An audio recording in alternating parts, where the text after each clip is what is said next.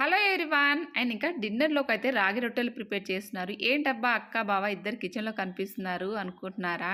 ఏం లేదండి. నేను రొట్టెలు చేస్తూ ఉన్నాను. అంతలోపే ఫోన్ చేశారు మా వారు. "ఏం ప్రిపేర్ చేస్తున్నావు డిన్నర్‌లోకి" అని చెప్పేసి అడిగాననమాట. రొట్టెలు ప్రిపేర్ చేస్తున్నాను. మార్నింగ్ వంకాయ కర్రీ ఉందని చెప్పేసి అన్నాను. అంతే.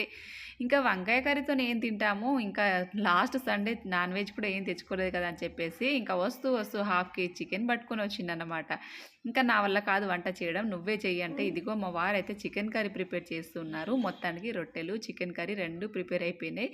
ఇలా కూర్చొని తినడం ఒకప్పుడైతే ఇలా మంచిగా కూర్చొని తినేవాళ్ళము. బట్ ఇప్పుడంతా కొంచెం అప్పుడప్పుడు కానీ ఒకప్పుడైతే పిల్లలు చిన్నగున్నప్పుడు డైలీ ఇలా మంచిగా కింద కూర్చొని తినేవాళ్ళము.